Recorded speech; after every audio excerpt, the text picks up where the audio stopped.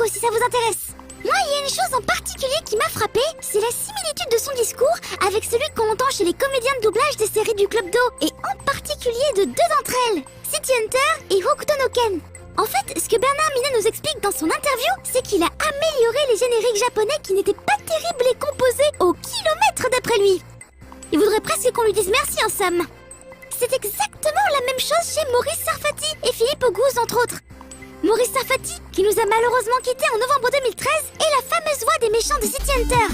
Oui, ceux qui disent « Larson, je vais te faire bobo !» Ah, j'en vois d'ici certains qui sont morts de rire rien qu'à l'évocation de cette performance et d'autres qui en gardent un souvenir nostalgique. Mais il faut toujours se méfier de la nostalgie. Dans une interview que Monsieur Sarfati a donnée à l'émission Ultra Manga, présentée par Noémie El Hazard, il explique ceci.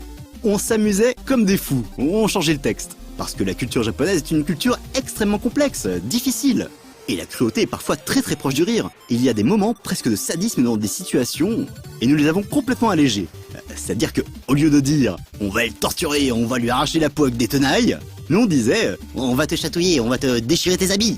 Donc, City Hunter serait trop violent et il fallait absolument l'édulcorer. C'est vrai que j'ai encore lu sur le Figaro.fr, dans un article consacré à la disparition de Monsieur Sarfati justement, que City Hunter est une, je cite, œuvre sombre destinée aux adultes. Là, je bondis. Si les adultes peuvent tout à fait apprécier City Hunter, c'est un manga qui a été prépublié dans l'hebdo Shonen Jump, un magazine qui, comme son nom l'indique, publie du shonen manga, c'est-à-dire des mangas d'action destinés à un public de jeunes garçons. Je n'ai évidemment pas tous les épisodes de la série en tête, mais j'ai du mal à imaginer une scène de torture à la tenaille dans City Hunter. Et surtout, le gros problème que cela pose, c'est un problème éthique. Comment en est-on arrivé à une situation où les comédiens de doublage eux-mêmes se permettent de changer le texte d'une série pour la tourner en ridicule et casser l'effet dramatique? C'est d'ailleurs la même chose que disait Philippe Auguste au sujet de Ken le Survivant, adapté lui aussi d'un manga du Shonen Jump. Dans une interview qu'on peut lire sur le site hokuto.free.fr, il dit Ken le Survivant, déjà au niveau de l'image, c'était un peu n'importe quoi. On était 5 ou 6 et très vite, on s'est rendu compte que c'était franchement nazi. Un peu plus loin, il ajoute L'histoire nous intéressait assez peu, c'était violent. Donc j'ai dit à Salvas, qui était le directeur de la boîte de doublage, « Est-ce que tu es d'accord pour qu'on déconne ?» Et c'est vraiment comme ça que c'est parti. Voilà! On est donc dans une situation où les comédiens, simplement parce qu'ils n'aiment pas une série ou qu'ils la considèrent trop violente, se permettent de tout changer et de rajouter des blagues un peu comme bon leur semble. On oublie qu'il s'agit d'une œuvre. Oui, une œuvre, malgré tout ce qu'on a pu dire sur le sujet pendant de longues années pour déprécier le travail de certains artistes. Il y a des gens qui ont travaillé dessus, qui ont écrit le scénario, dessiné le storyboard, des gens pour la musique, l'animation, les décors, qu'il y a des gens qui y croient et qui ont essayé de construire quelque chose qui marche. Tout ceci est implacablement détruit et même foulé du pied par toute une chaîne de post-prod de diffusion d'un cynisme inouï.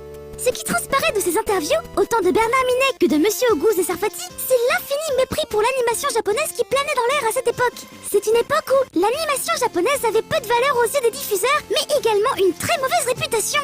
C'est aussi un choc culturel pour les comédiens. Ceux-ci sont désarçonnés par des dessins animés complètement différents de ceux de leur enfance. C'est sûr que Kenshiro, il est pas tout à fait dans le même délire que Tom et Jerry. Même si Ken et City Hunter sont des cas d'école, le doublage des dessins animés diffusés au Club Do sont tous plus ou moins faits en dépit du bon sens. Tantôt c'est les jus de fruits qui remplacent l'alcool, tantôt c'est les noms des personnages qui sont francisés.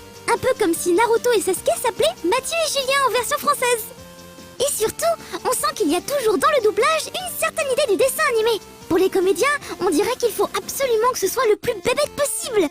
C'est ainsi que Juliette se retrouve avec une voix de Cressel dans Juliette je t'aime, ou que Vegeta perd tout son charisme en VF parce qu'Éric Legrand a eu l'idée lumineuse de le faire parler du nez. Il y a des gens aujourd'hui qui regrettent cette époque. Quand le sujet est abordé, j'entends parfois « Ah, il savait déconner à l'époque !» Ou encore que Sarfati est un génie. Certes, ces messieurs ont du talent et beaucoup de métiers. Monsieur Sarfati a notamment été la voix de De Niro dans la VF de Taxi Driver et Raging Bull. Mais rien à faire, après toutes ces années, ça bloque toujours autant. Tant de frustration, tant d'incompréhension envers des œuvres qui m'ont touché intimement, on est à la limite de la névrose d'enfance.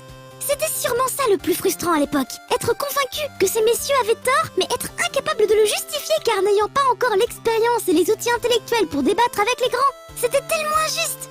Aujourd'hui, j'ai grandi, bien de l'eau a passé sous les ponts, on a pu beaucoup réfléchir à ces histoires. Il faut espérer que la compréhension des dessins animés japonais, par exemple lors de leur doublage, même si elle n'est pas toujours parfaite, s'est grandement améliorée depuis cette époque. Même si, faut pas déconner, mes séries, je les préfère en VOST. On est sur No Life après tout. C'est pourquoi j'arrête de remuer le couteau dans la plaie, on va laisser le temps finir de guérir les vieilles blessures, et je vous dis à la prochaine bande de